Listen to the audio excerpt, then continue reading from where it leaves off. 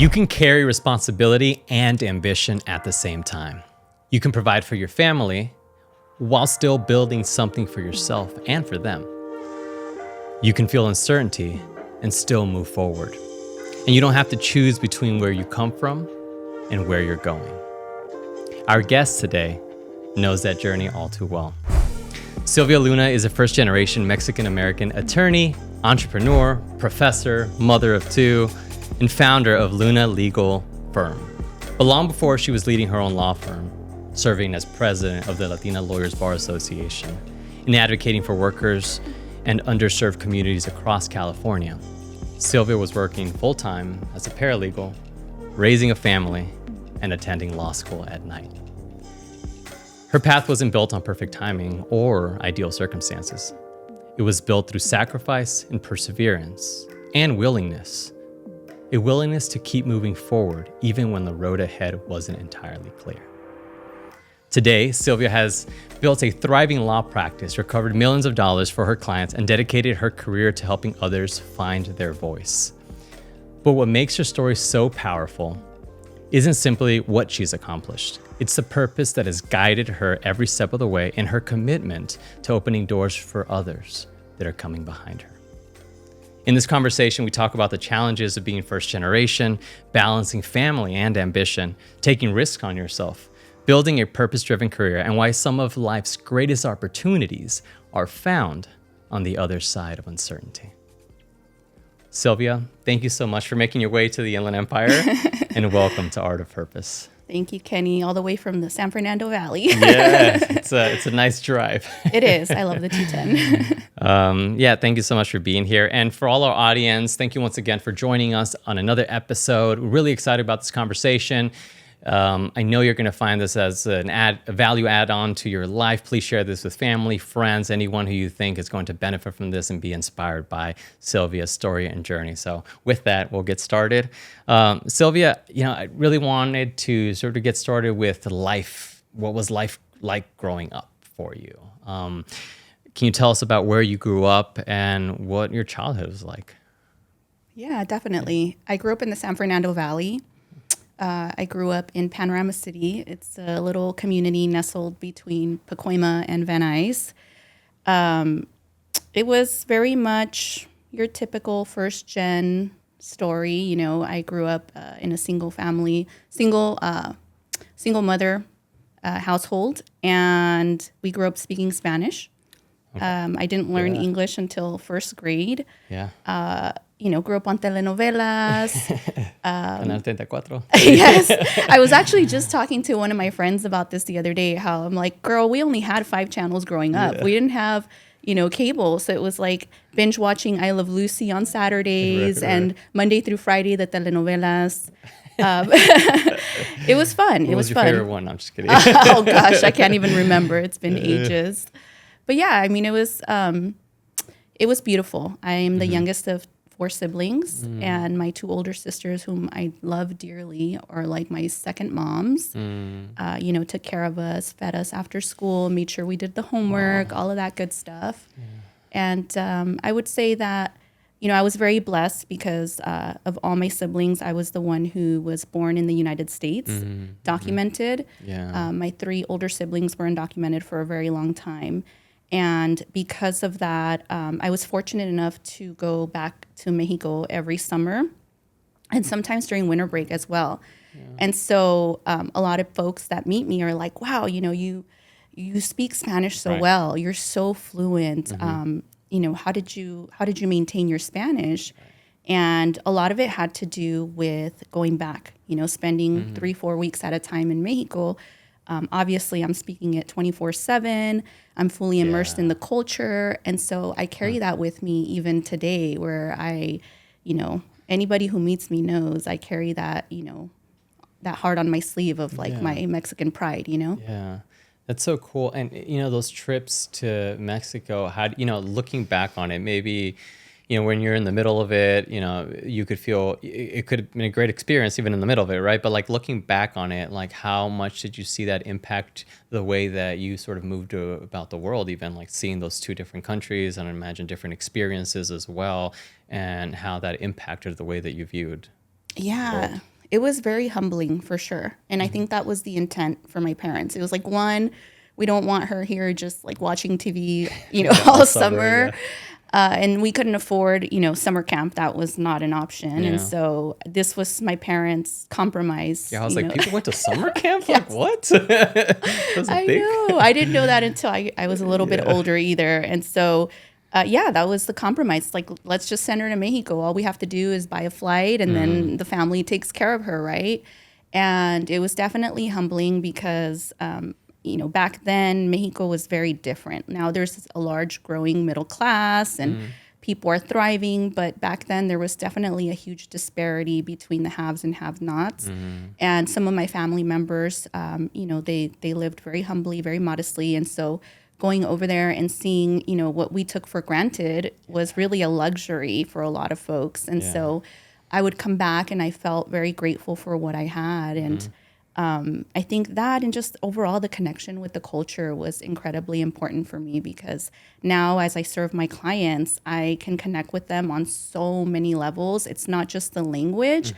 It's understanding, the jokes. In Mexico, there's a lot of what they call albureo, which is joking in like a dual doble sentido. What do you? Almost, double meaning. Exactly, Yeah. double meaning. And so it's very, very helpful, especially in my employment cases where sometimes I have, for example, sexual harassment cases. And when you literally translate things, people don't understand that is harassment.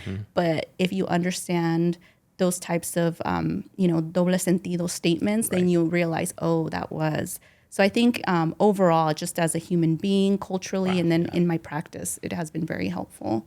Yeah, I completely understand that because there's a difference between, okay, I know Spanish and then I know the culture, right? And you're speaking about the culture and having lived and shared experiences with people from that culture, right? Because I've been in depositions, for example, and I know my client said one thing and it gets translated literally. I was like, well, no, that's not what she meant, right? This is what she meant. But it's just because you understand that, right? Beyond just like translating from carro, your car to coche, or you know what I mean? It's very different. It's incredibly important. And I will correct things on the record in depositions, and especially if it's something material, right? Yeah. But I always wonder, oh my gosh, if I wasn't fluent or I didn't understand the cultural or the cultural undertones to things, I might not catch it, and then that could really affect my client's case.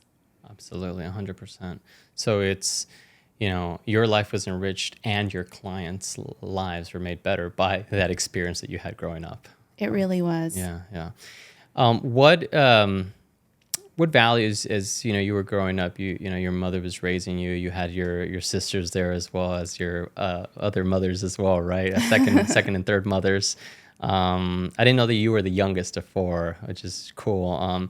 What values do you feel like they were instilled in you by your family that are still reverberating today? Oof.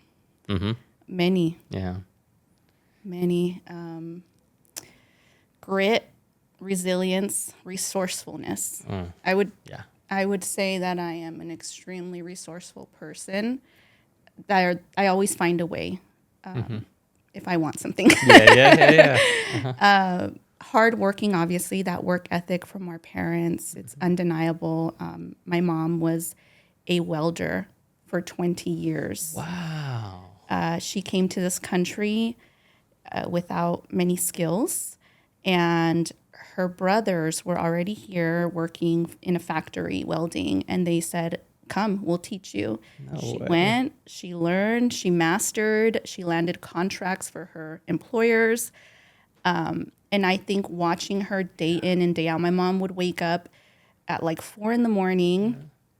and she'd be out the door by 5 a.m. And she'd be home around 5 p.m. So that's where my sisters would come in. They'd make sure we were fed when we got home from school.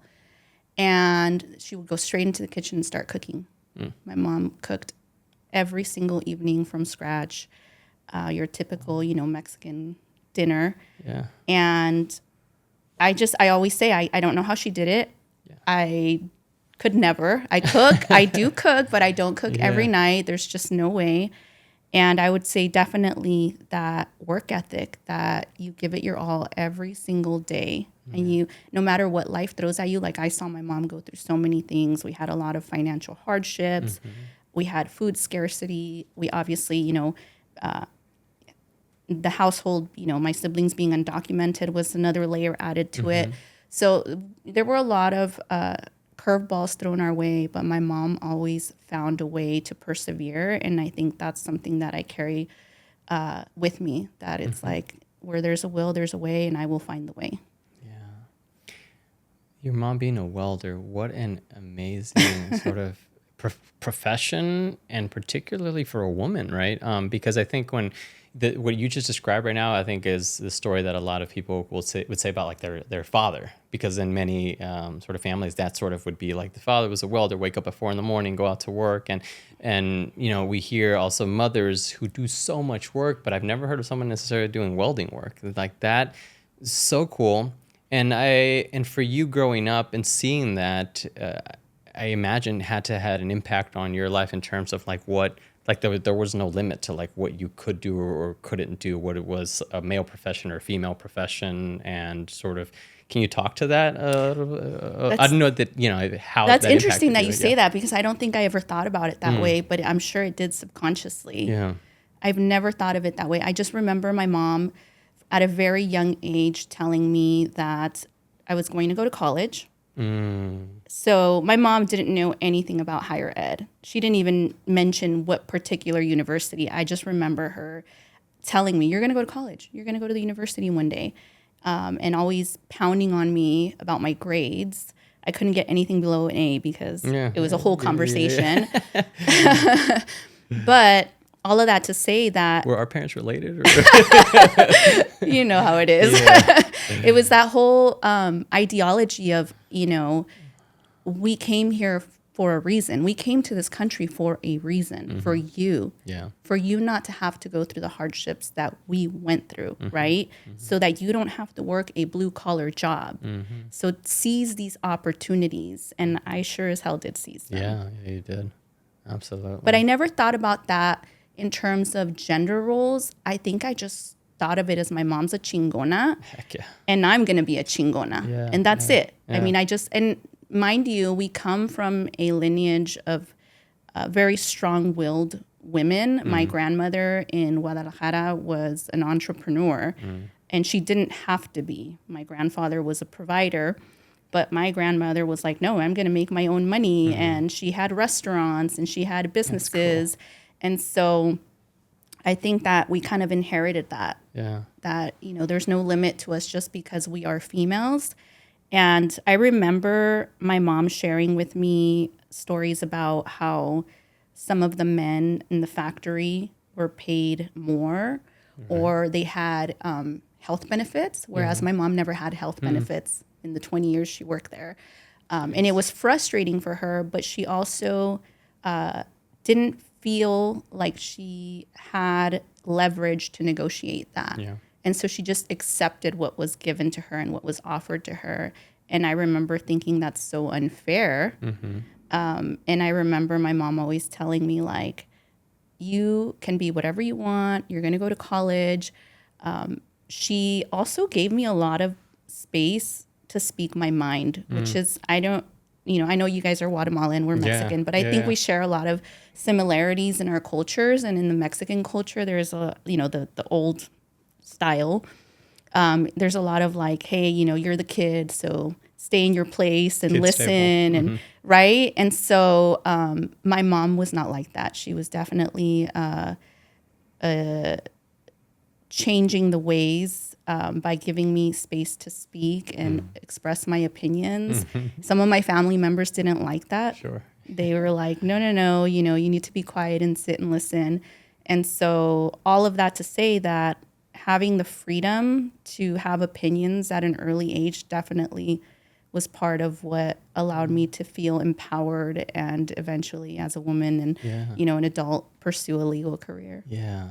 It's so cool. I mean, it's very, evident how the atmosphere that your mother created fostered this entrepreneurial spirit in you, this a lawyer spirit in you as well, this advocate spirit, right? And in you. So it sounds like early on you kind of knew that education was going to change the trajectory of your life, right? Because she was sort of putting that in you. Yeah. Yeah. It was hammered into me. Yeah. There was no other way. Yeah. Did you know that you always wanted to be an attorney? Fairly early on, and that's what I was alluding to earlier. So I remember one of my tias in a conversation. I must have been like 7 or 8 years old, and I was arguing with her, and she got really annoyed with me, and she was like, you're so argumentative. You should just be an abogada. Yeah. And I'm sure I'm not the only one. I think I've heard other people mention that, but really, I heard that, and I was like, huh? And I was like, oh, You okay. can get paid for that? I just thought like it just planted the seed, and I never thought too much about it, but it stayed with me throughout the years. And it sounds like, and I want to talk about this a little bit later, but it does sound that, seeing the discrimination that your mother went through at her workplace, not being given certain benefits, not having the same pay as others, as men that were there, and as she should have received. You do employment law now too, and you help people in those situations. So it seems very much so that had an impact on you in a professional aspect as well. It sure did. When I represent a lot of Latinos, I represent a lot of blue collar workers. I represent a lot of monolingual Spanish speakers. That's predominantly the population that I represent. And when I take on my clients, I see my mom. I see my tia. I see. They hit me right in the heart when you said that. Yeah, no, I really do, because my goal is that they feel empowered, and that they, because a lot of the folks, when they call me, it's just a lot of like your clients, it's in their worst moment, right? Been terminated from their job. Many of them have been employed by the same employer, loyal 10, 20, 30 years, right? Given their whole life to this job. It's their identity. And they don't know where to go from there. Some of them are, they don't have other skills. They don't have an education to fall back on. So when they come to me, I want to empower them. I want to give them that closure. And it's a whole process. And I tell them that. I'm like, you're grieving right now. You're going through the 7 stages of grief, and we're going to work through that together while we work through your case. But it's really important to me that they understand what's happening at every step of the way. And that requires a lot of conversations, and it requires speaking to them, like I would talk to my mom. So when I speak to my clients, I'm literally thinking, would my mom understand what I'm saying right now? Super important. Yeah, and that goes back to your family experience, and also that experience in Mexico that you talked about earlier as well, right? Like all sort of coming together to be able to provide the best service for this client in this moment, this monolinguistic client or who needs you, and to explain things beyond, to explain complicated legal stuff, right? But that you're able to do it in a way that they understand and they can follow you on that. Yeah, so cool. And it's a great feeling, because I do check in. I'm like, am I explaining this? Are you following me? And they're like, yeah, I get it. And I'm like, oh, yes, they understand. Yeah, and to your point as well, like I do think about sometimes like in the deposition example that we were talking about, right? Like if you hadn't been there, you wouldn't have been able to correct a very important interpretive thing that needed to be corrected. And people don't always have that. And so as you're speaking to your client, or I'm speaking to my client, I see that they're understanding this complicated, legal process that, not everybody has that. And so it's a beautiful thing that you can provide for your clients, and that you do it with empathy and love. And I love the idea of like, would my mom understand this, right? Because that means you care about those clients, because you love your mom, right? And you love your clients too. Yeah. I do. And some of the best feedback that I get is when, for example, when we complete a deposition or when we complete a mediation, and the client reports back and says, man, I'm so glad we talked beforehand, because it went exactly as you explained. And it's like, okay, I know I'm doing my job. Yeah. That's awesome. All right. So that was an amazing aspect of, a little snapshot into your life growing up. Thank you so much for sharing that with us. I want to talk about sort of you going into the law now. And I know that you were working full-time as a paralegal. You were raising your children, and you were going to law school all at the same time. Can you take us back to that season of life? What did a typical day look like for you? Because I had none of that. I was just a student going to law school, and that was tough already. So I can't imagine all these additional responsibilities and things that you had to fulfill. And what did the day look like for you? And mind you, there may be other people in this exact same situation, right? And feeling like they're drowning a little, but here's an absolute success story. So can you talk to us? What did a typical day look like for you? Okay, now you're really tasking me to jog my memory of a time that was very much a blur. Yeah. Or what was that experience like? Just very generally, in going through that, were there moments where you maybe questioned what you were doing? Oh, yeah. Absolutely. I want to give a shout out to Loyola Law School in this moment because it just came back to me. So I had a professor for legal research and writing, and forgive me, I don't remember her name, but she was, I almost quit. I almost quit law school. I want to say it was the first or second year because I was in a part-time evening program. So it's a 4-year program. And I was, oh my gosh, I was like 8 months pregnant, and working and just exhausted. And I was feeling overwhelmed, and there was an assignment, a big paper that was due, and I just didn't get it done on time. And I thought to myself, maybe I'm not cut out for this. Maybe I should just pull back. I'm doing too much, and I didn't turn it in. And then something came into me, and I was like, you know what? Let me go talk to her. And mind you, I was never the office hours type. Never. I shied away from going to office hours. So I walk in and I face up and I said, hey, listen, I'm sorry. I didn't submit this paper. And I started crying, not as a pity story, but I think it was like the hormones, and I was just feeling so overwhelmed. And she looked at me and she said, I'm going to give you 1 week. Get it in. And I submitted it. And it was the only class that I got like the A+ asterisk. Oh, wow. Which means, for those that don't know, it was the highest grade in the class. Yeah. So I ended up doing really well. And that for me was a sign from God that it was time to continue. Yeah. That's so cool. And I love how, I don't love this part about ourselves sometimes, right? But it's a real look at sometimes the way that we evaluate things about ourselves. Is you were describing, missing that paper, and in that moment going, oh, maybe I'm not cut out for this. Mind you, you're working full-time as a paralegal, right? You're pregnant, you're in law school, you have all these obligations, and you're doing all of it, but you miss one thing, and you're like, oh, maybe I'm not cut out for this, right?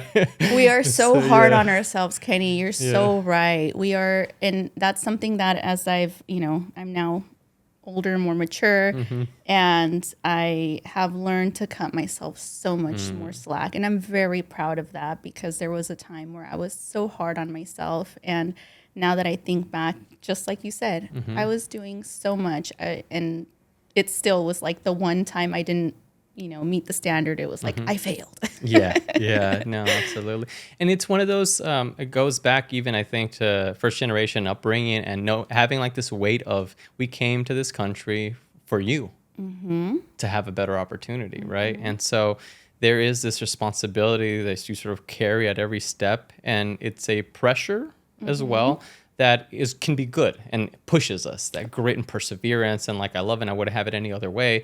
But I think what you just said is important. Maybe you can talk about it just a little bit more, about also being kind to ourselves and being a little generous with ourselves too, right? Because perfection is impossible, and it's a good thing that pushes us forward, but we also have to have a little grace with ourselves. Absolutely. Yeah. And sorry, I want to take you back to the original question, because there may be people who are, juggling working while going to law school, or juggling being parents while going to law school. And I think that is important to touch on. And the one thing I tell people all the time is I had a lot of help. So, being, having a big Mexican family, Yeah. my sisters, my nieces, my mom, a lot of folks came in to help It's beautiful. take care of my children while I was going to school, while I was working. And so my biggest advice would be to lean in on that and don't feel guilty about it, because, you have to accept help when it comes your way. Right. I feel like that's, I don't know if you're a believer or not, but God or universe's way of pushing you in the right direction is when he presents that help to you. And so I accepted it. And that's what allowed me to do everything that I did. I had to work. There was no option. Yeah. I didn't have anybody to financially fall back on. So I knew working full time and going to Loyola part time was the only way I was going to make that dream happen. And then it just so happened that I had children at that time and added it to the mix. And thankfully I had the help that I had. So for anybody who's going through that, just know that, lean in on the resources and the help when it comes. Yeah, no, that's great advice. And how did motherhood influence your perspective on maybe life at the time and even success? How does I imagine it has a great influence on it? It does. Yeah. It does, because law school wasn't everything to me. And I think that is important. A lot of law students get sucked in to, it's like my entire universe. If I don't, keep my GPA at this certain point level, or if I don't get that internship, it's like it's over. I literally saw people have meltdowns over grades, and like the universe was crashing down. And I remember Walking thinking, out of exam rooms and people crying. Yeah. right. And it was a little different. And I'll tell you the truth, it was a little bit different because the evening section at Loyola is, at least my class, they were a little bit older. Most of them had careers prior to attending Loyola. And so you have a different perspective already. You've lived a little bit, Right. and you add children to the mix, and that's a huge responsibility. It's the biggest responsibility life could give me. Yeah. And so I always saw law school as, this is another layer to my life, but it is not my entire life. And even now, as a practicing attorney, I love what I do. And I'm blessed. I'm so blessed that I get to mix my social life, my friends, with my colleagues and in work events, but it's not my entire life. Right. I'm still really good friends with my friends from middle school and high school. I spend a lot of time with my family. I do things that I like to do. And so I think it's really important to realize that and to carry that mentality through law school and life as an attorney for your own mental health well-being. Yeah. Knowing that, I think I like the way you put it, right? That this isn't my everything, and that this isn't necessarily my identity, right? It is an important part of what I do, and I'm an attorney. I'm going to law school, whatever it is. But like, my life is not going to be a success or a failure depending on this next grade, right? Is a healthy perspective to have. Even if we want to get an A+, whatever it is, right? A+ star, even if that's what you want, it's good to be able to step back and take a look at the big picture. Yeah, absolutely. Was there a moment in law school that you maybe can remember, or a period where you realized, hey, you know what? I can actually do this, and I'm going to finish this? Oof. I would say probably second year. Second year, I started feeling more confident. My grades were fine. And I kind of got the hang of it. I was like, okay, I had classmates who were extremely supportive too, I have to say. Shout out to them. They would send me notes if I missed class. And, you know what I mean? So Friends, yeah. Yeah. Absolutely. Yeah. And what would keep you going on the days where like maybe our motivation isn't necessarily there? What? No. Yeah. There are days when you're not motivated, but no hay de otra. Yeah. That's No my other choice. mentality. Right. No hay de otra. There's no other choice. What am I going to fall back on? You know what I mean? Like, Yeah. my parents are not wealthy. Nobody's going to come and save me. I got to do it for myself. Just do it. Yeah, Yeah. just do it. Put your big girl pants on and do it. And, I think that's it seems simple and it's such a simple concept, right? And sometimes it's like, no, but I want something a little bit deeper. And it's like, no, at some point it comes down to that, right? It's just a matter of, are you going to do it or not? And you don't always need to have the motivation or a feeling that like, oh, this is going to make me feel a certain way, so this is why I do it. No, it's what's next in line and I have to do it. Put one foot in front of the other. Most of it is very mundane, right? Mm-hmm. Most of it is very mundane, and then you have those highs. Mm-hmm. Yeah. There's this Spanish phrase, when it's used a lot in terms of like everything, status quo, everything, it continues to move forward, rather. It's todo sigue en pie. And I love that because the literal translation is, you're still moving forward, you're walking forward, todo sigue en pie. And I love that simply because it literally means you're just putting one foot in front of the other and you're continuing to move forward. And sometimes that's what, in those mundane moments, that's all life is about. It's like you're still putting one foot in front of the other and you're checking off the next thing to do. Yeah. And even, it's all about keeping that momentum going, right? But being honest, especially through the entrepreneur experience, but even just any life experience, there are setbacks, right? Mm-hmm. Highs and lows. And some of my greatest growth, Kenny, has come from what some people would categorize as mistakes, right? Yeah. But you learn so much about yourself, and you find a way through self-reflection, through getting to know yourself. You learn, you grow, and you push forward. And when I've looked back, at least, I realize like, man, I'm a much better human being. I'm a more skilled attorney. I'm more humble. Yeah. I'm a lot more humble. And that allows me to connect with people on a deeper level because of those challenges. So even when it feels like you're going back, like you said, keep putting that foot in front of the other. Mm-hmm. Yeah, it's funny how in the long run, those failures or mistakes actually help us understand other people better. With less judgment. With less judgment, yeah, absolutely.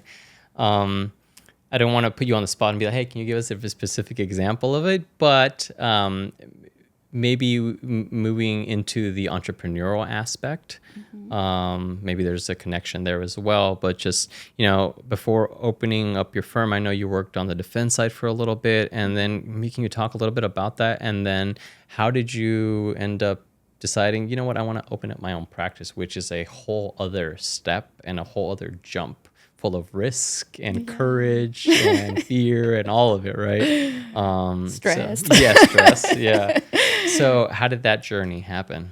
Yeah. Well, similarly, like we were talking about earlier, you mentioned that it wasn't necessarily something you were planning for to open your own practice. The same thing happened with me. So I ended up doing defense because I knew I loved doing plaintiff's work, but I also wanted to be a great attorney, and I wanted to be versatile, and I wanted to know what I was doing and feel confident in it.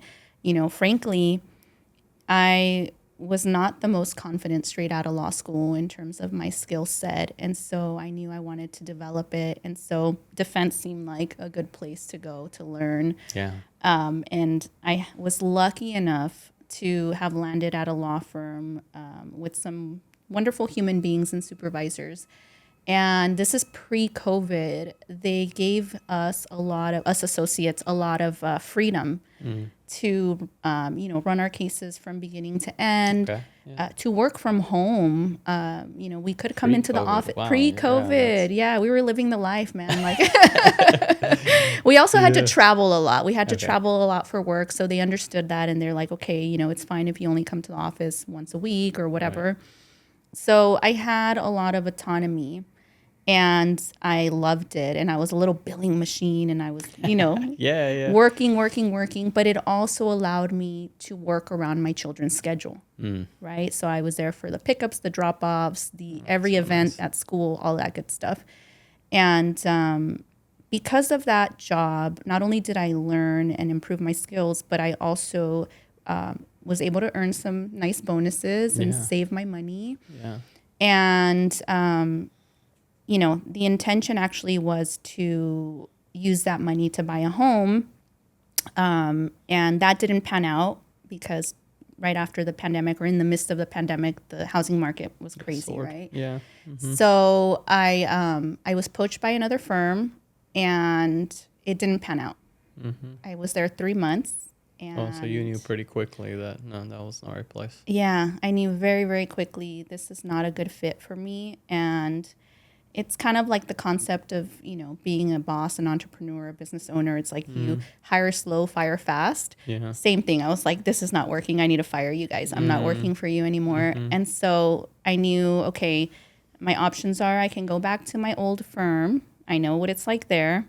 I can go back into the job hunt, or I can open my own practice. Wow. And so with that money at hand that I'd By the saved way, up. had that been a thought, like, so you did want to open up your own practice eventually? At some point towards the end of my time with the firm that was great to me, I did start thinking about it. Oh, okay. Because there were certain things that happened, and maybe I should tap into that. Yeah. I wanted to get more experience. I wanted to also, I kept asking for certain types of tasks, certain types of cases. I wanted to widen the breadth of my practice. Right. And there were a lot of excuses. The same people kept getting those opportunities. And I was like, it was almost like a ceiling. I was hitting a ceiling. And I thought, well, what's next? And I looked around and it seemed like, my opposing counsel, some of them were solo practitioners, law firm owners. And I thought, maybe I could do that. So yes, there was a thought. And then eventually I gave notice and opened my practice the next week. You know what I love about what you just described is, because I think a lot of people, one of the first things that they look at is, hey, I'm not being paid enough. So I want to go somewhere else where I get paid more. What you described right now was I wanted to be a better attorney and I wanted to have more experience and I wanted to learn more things. And there was a ceiling on that. So based on that, I started sort of looking elsewhere. Where can I go get that experience? Because I want to be a better attorney, because I want to have more breadth of experience, which I love. And it kind of goes, into the idea of what is motivating us, right? I know it is at the heart of it, providing for family and you have responsibilities, but it goes beyond that, right? And in your case, you're describing, hey, I wanted to be the best that I could be. And there were ceilings on the opportunities being provided. Yeah. I think at a certain point for a lot of human beings, after you make a certain amount of money, more money doesn't necessarily bring more happiness, more of anything to your life other than material things and maybe some experiences. And so a lot of us, are looking for fulfillment in other ways outside of money and material things. And so for me, it was definitely continuing to grow as an attorney. And so now as an entrepreneur, it's endless. I mean, sometimes I don't even want it. I'm like, stop. Yeah. But, it's also a great challenge. Mm-hmm. That's so funny. And so you decide to open up your practice now, and you're like, hey, I'm going to do this. I'm going to take the jump. What was that experience like? Talk to us about the fears and overcoming those, because there's definitely fear and questions and all that stuff, right? Doubts, but courage clearly supersedes all of those, right? And you step forward in faith. It's so scary, Kenny. When did you lose your fear? Well, you know what? It's one of those where it's like, I don't know that.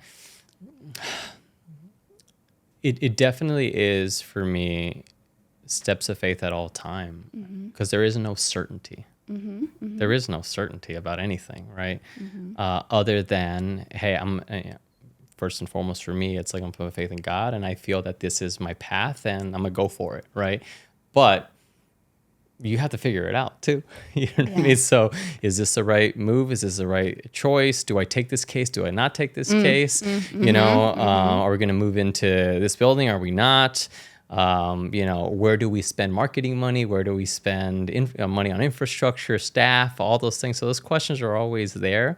And personally, because you asked, it's not that it's not that fear doesn't exist because there wouldn't be courage without fear, right? It's just that at some point, like you said earlier, it's like, well, I have no other choice.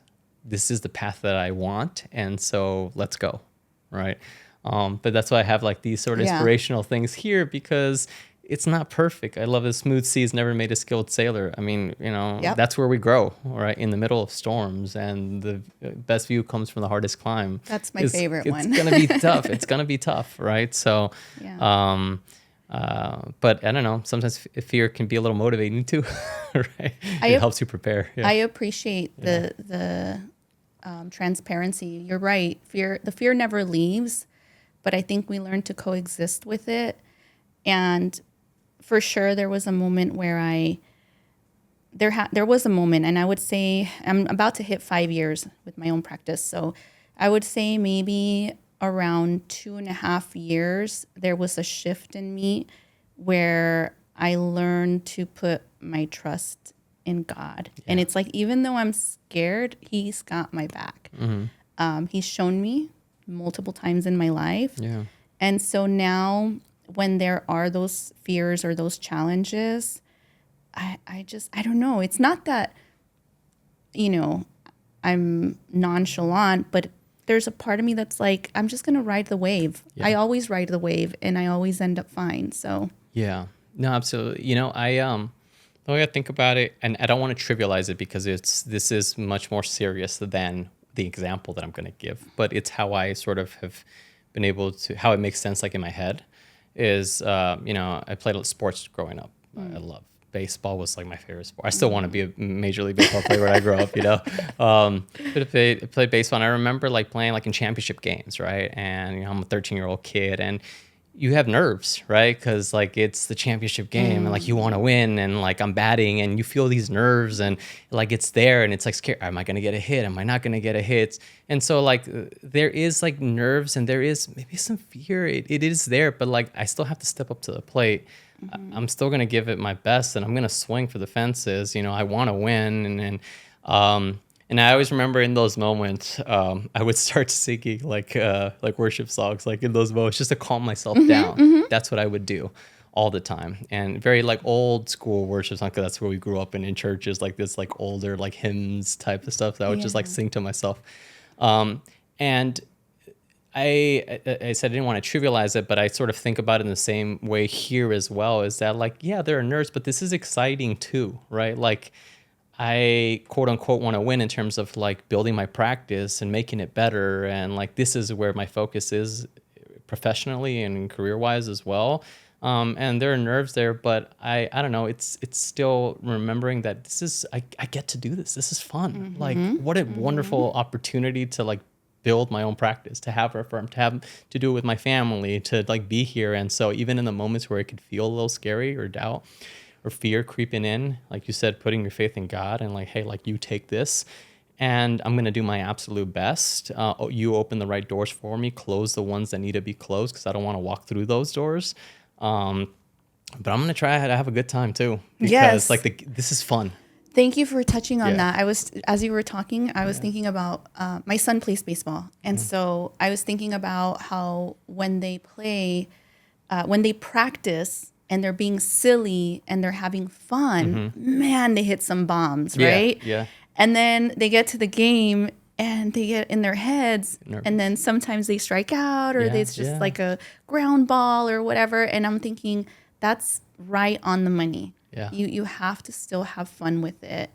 And music is a wonderful way. I also, back in the days when there were more in-person depots and mediations, I remember playing music, driving in, because it would get me into a certain mindset, and it would also help to calm the nerves. Yeah, no, absolutely. So In terms of like you opening up your own practice, was there a moment where you, or better said, what are some things that you feel people don't understand about entrepreneurship? Because not everybody does it, right? Requires a lot of time, and you're going to have to say no to a lot of things, right?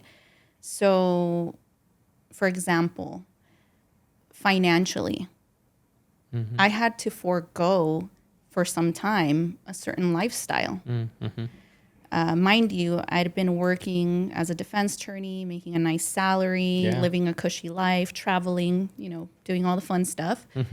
And suddenly I go from that to making zero money because as contingency lawyers, we don't get paid until the case is settled. And you have to first get the cases, right? And then they take time to resolve. They It's like, take you could have a time. great case, but you might not see money on that for a year or two. Yeah, you might not. So, if I could give any piece of advice to law students and newer attorneys is to don't get too caught up in that lifestyle because it's easy, right? The money starts coming in and you start living a certain lifestyle because everyone around you is living a certain lifestyle. And what I see a lot, and it really breaks my heart, I talk to attorneys all the time, as you do as well, opposing counsel, for example, right? At the big law firms, right? Yeah. And I hear it all the time how miserable they are and how they wish they could quit their job and how they They're wish making a lot of money. they're making a lot of money. Yeah. And it's almost like handcuffs for them because they can't walk away. Right. Because they've set up this lifestyle for themselves that they can't let go of. Right. And for me, while I had the cushy job and I was enjoying my money, I didn't have this very expensive lifestyle that I was stuck to. I wasn't married to it. And so when I opened my own practice, I was able to downgrade my lifestyle in order to, start from scratch, right? Yeah. So I would say that's one. Secondly, it's, That's really great advice. thank you. The second thing I would say is closed mouths don't get fed, right? You have to put yourself out there. Everything that I was invited to, just about everything for the first year and a half, I said yes to. And I was there and I was talking to people and I was letting them know what I did. It takes work and it's work outside of work, right? You have a long, full day of being a litigator. And then on top of that, I got to drive in traffic for an hour, hour and a half to this networking event and talk to even more people and be pleasant and, not fake, but, pleasant. Yeah. So it's a lot of time. It's a lot of work. It's a lot of energy. Yeah. And I would say probably the last piece of advice is about, being an entrepreneur and opening your own practice is that you need to be yourself. Yeah. I think a lot of people, and even myself, I've shared this before. When I first started practicing, I felt like I needed to fit a particular mold, right? That I needed to dress a certain way, that I needed to express myself a certain way. And I realized fairly quickly that I wasn't uncomfortable and that I don't give my best if I'm not comfortable. And so I started stepping out and being who I am. And, I think overall it's been well received. But if it doesn't sit with someone, then you're not my person and I don't need to be around you. Yeah. I think being genuine and authentic is one of the biggest things that you can be, as you open up in any place, but when you open up your own practice in particular, right? Because it's the only place or space where you're going to feel comfortable. You're going to feel good doing the work that you're doing. And people can also see through, people who aren't being authentic. Yeah. And that's a whole other issue once you develop that reputation. right? You not recently, but recently-ish went through like a rebrand. I know with your colors, with the logo. Is that part of what you're describing of like, hey, like this is like who I am? Yeah. Yeah. And I encourage people to go take a look at Silvia's website, Luna Legal Firm. I like it. I remember when it started coming out, and I talked to Sharon, I was like, hey, like she's doing a rebrand. This is cool. I like it. It's different, and it feels like you. Yeah, that was the main thing. So I initially started out my firm with a very plain Jane, like a navy blue color. I was trying to blend in. I was trying to look legitimate, or what I thought looked legitimate, And then over time I realized, no, you know what? I'm going to fully come out as Silvia. And Silvia is someone who likes colors and someone who is very connected to her culture, as I spoke about earlier. And so I hired a branding consultant, and we went through a very long, like 8-month process of getting to know who I am, my values, my firm's values. And yeah, we came up with a new logo, a new color scheme. And again, people have received it very well. Folks tell me that it feels homey, familiar, and that's the point, right? Yeah. Absolutely. And speaking of that, that's another example of stuff that people don't know about entrepreneurs, right? You spent 8 months and that happens with so many things, right? Like, hey, like I'm thinking about bringing down this case management system. That's going to take months of evaluating and looking at it, meetings and stuff that is entirely separate from your practice, entirely separate from talking with clients, entirely separate from looking at the accounting, entirely separate from all of that. But, you just spent 8 months working on this branding thing that included many meetings and a lot of time and hours and days of review of stuff. But, you love it and this is what you're doing. So you care and you do it, right? Outside of work hours. Right. And we wear a lot of hats, especially at the beginning. I mean, going back to your question about, what is it like to open your own practice? Initially, most of us don't have the resources to outsource a lot of things. And so you are just wearing all the different hats, putting in all the different hours for various projects. At this point, I was able to actually hire a branding consultant. So she did a lot of the legwork, yet we still had to have meetings and whatnot. And to your point, as you grow, obviously you're able to hire and outsource things, and that's wonderful. But at the beginning, you're the one doing the heavy lifting. Yeah, absolutely. And even as you grow, you're still making a lot of the big decisions, right? So you're still part of all those conversations when those decisions need to be made. Those things that people don't tell entrepreneurs, right? Today you're serving as president of this year as president of the Latina Lawyers Bar Association. It's a huge bar association. We were at your installation. Thank you for supporting. Yeah, no, absolutely. And but like being there and seeing like, wow, this is a huge association. There's so many people here, and that's so cool to see. So you're president of this large organization. Why has mentorship been such an important part of your mission? Oof. I don't think there's another way for me. It's really important. It's important to help others, to create the spaces for them, to open the doors for them, to connect. If I meet somebody who says, hey, I'm interested in doing this, I'm like, oh, I know somebody, let me connect you with them. Yeah. That's important. It's so easy too. It doesn't take anything away from me, and it could be life-changing for someone else. So Latina Lawyers Bar Association, I mean, that's exactly what it is. It's literally a safe space for Latinas in the legal profession. And, we service law students, recent graduates, all the way up to, senior attorneys, judges, to help them, gain the opportunities, the network, whatever we can help to elevate their career. Yeah. You said that there's no other way for you. This is sort of just what you do, and I think it's very clearly a part of who you are. You're not faking it. You're not trying. This is just naturally who you are, and you want to help folks. What is it, though, because people can be part of the organization as well, or many other organizations, and take those benefits that come from being a part of these associations and networking and be able to find a job or find a connection, but not necessarily be a part of helping others find those connections. Why does it feel, or what, for you, is it a matter of helping people that feels like you're completing a part of your mission, or is it about uplifting the community as a whole?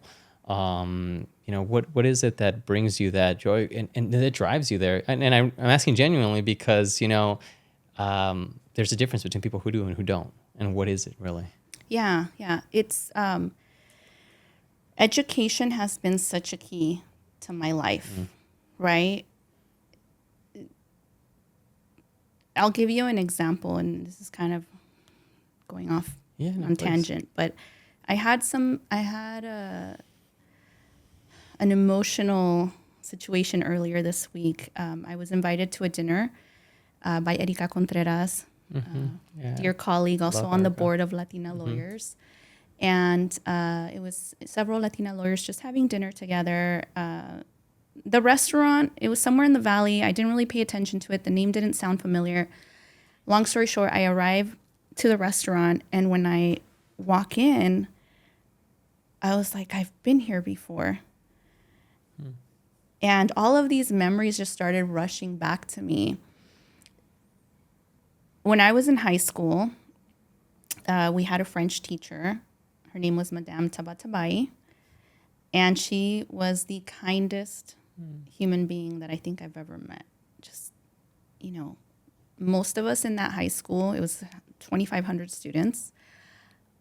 Many of us were low income. Many of us came from single parent households. Many of us were lost and rowdy and unruly. And she would welcome everybody and make you feel accepted, make you feel at home, make you feel intelligent and capable. And she would talk to us about Paris and France and the culture and the food. And then she would organize this dinner once a semester to this French restaurant in the valley. And prior to, she would encourage us to learn a little bit of dinner etiquette. And for those of us who didn't have, the money to pay for our dinner, she would give us chocolates to sell. Okay. So I attended this dinner with Madame Tabatabai and several other students. And quite honestly, Kenny, it was amazing. I remember feeling like I thought I was in Paris when I was at this dinner. And it was one of the nicest restaurants that I'd ever been to as a kid. And fast forward to this week when I arrived and I sat down at the table, and I was like, my eyes were like all teary eyed because I was like, oh my God. And I had to tell everybody the story, right? Yeah. And I think about, and I didn't remember that for a very long time, but it's moments like that that bring you back to, wow, look at, like, my life has changed so much. Yeah. And I know I'm not the only one. I mean, education, a legal career, it has changed so many lives. Yeah. And so that, for me, it's important to be able to do that for the community as a whole. But you do it one person at a time, right? Mm-hmm.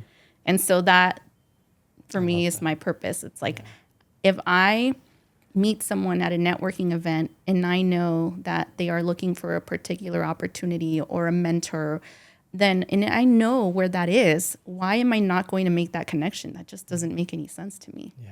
There's enough for everybody. I love that mentality. I think it's very similar to how I view things as well. It sounds to me like what you're talking about as well as gratitude, right? Like I'm grateful for how, like, what's happened in my life, right? There, even in this case, what this French teacher did and was such an amazing experience for you. What the legal profession has provided. Yes, you've worked hard, right? But is through people that we are also able to grow and experience different things. And now it's almost like, hey, I also want to do that for somebody else. Like, I'm grateful for what, so many people have done in my life, throughout my life. And like, I want to be able to do that for somebody else, whether they remember it or know it or think about it or thank me or not. It's just like, I live with gratitude, and I'm like, hey, yeah, you too, you too, you too. Like, everybody, all of us, because there's enough success to go around. Yeah, it's never about, are they going to remember it, or are they going to thank me, or am I going to get something out of it? The universe and God remembers, and you always get it back. And that's actually one of the things I teach my kids all the time. So my kids, well, my son, he laughs at me and he tells me that, he says that sometimes I'm a little too generous because I have a soft spot for street vendors. Yeah. And so if you're selling flowers or frutas or whatever, or the musicians, forget it. If I catch some musicians, you're taking all my money. So sometimes when we go eat, like at the Mexican restaurants, sometimes they'll come in, the little norteño groups, and they'll offer to play music. Yeah. And my son now tells me, you're limited to 2 songs, okay? Because he knows whatever cash I have, it's going to go. Yeah. So, but I don't care, and it's not that I'm being irresponsible with my money, right? I'm very responsible with it, but I know that all of that, it always comes back. And God has shown me threefold. Yeah. Well, that's thank you for sharing that. I think more people need to hear that and to be encouraged to live life that way as well. I think if we all do that, our world would be a better place if we look at it through that prism and through those lenses. Absolutely. And our profession too. I would love to see more of that in our profession. Yeah, absolutely. Absolutely.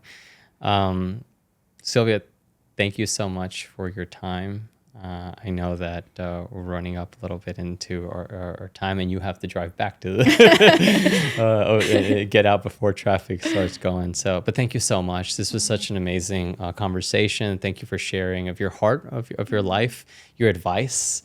I think it was great advice, and that if we implement just like one of the things that Silvia talked about today, our lives will be better. So thank you so much, Silvia, for your time. I appreciate you having me and making it so easy. See, it turned out okay, right? Yeah, I survived. Okay, good. A call to action for more people to join Kenny. Yeah, please do. So clip that. All right, well, thank you, Silvia. And thank you once again to all of our listeners for tuning in. It's just another great, amazing guest. It's not the questions that we do. We just have amazing guests. So please, if this is a value add to your life, share this with your friends, with family, anybody who you think is going to benefit from this. And I know that there are many. So thank you for joining us. We have more great guests coming. We will see you on the next episode of Art of Purpose.